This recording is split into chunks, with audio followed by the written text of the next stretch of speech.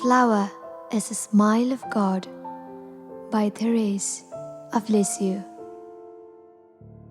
A flower is the smile of God, a distant echo of heaven, a single fleeting note of God's own music, a perfectly formed note. In His all-making harmony, a voice full of mystery, dear Savior, that sings of your great power, infinitely melodious, sweetly harmonious, silence of flowers, telling God in His grandeur, these flowers that we love so, Jesus, I know, are your friends, for you come from heavenly meadows to find your sisters, the flowers.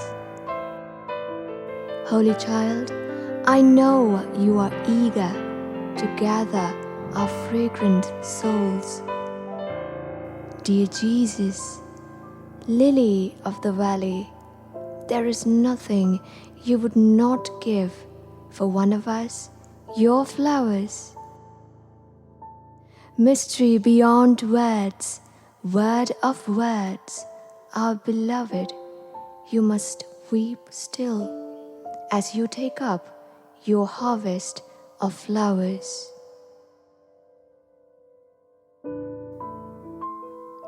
A Flower is a Smile of God is a short dramatic piece for Christmas Day 1894 by Therese of Lisieux.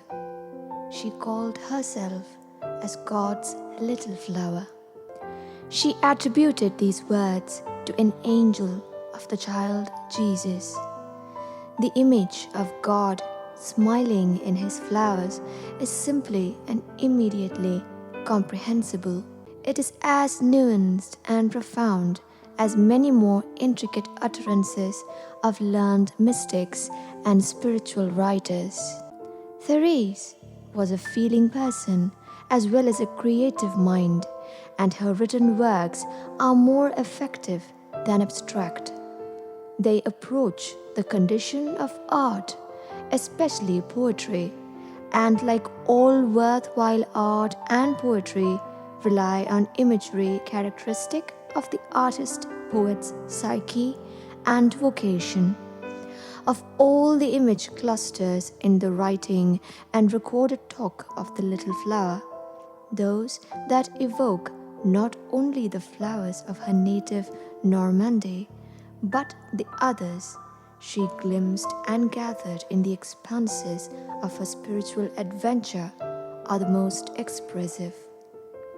For Therese, flowers are metaphorical in the biblical sense. They are symbolic reflections of divine beauty and love, chalices of openness to the impouring of God. They are human lives that come up, bud, bloom, and have but a short time to live before they are cut down in the fragile reliance on the vagaries of nature, on rain, drought, darkness, and cold, and on wind and storm, all parts of a divine order. The individual flower, that is Therese, depends on the light of Jesus, the sun, but also on the earth where she is rooted and from which she springs. In other words, on her father and mother, and on her sisters.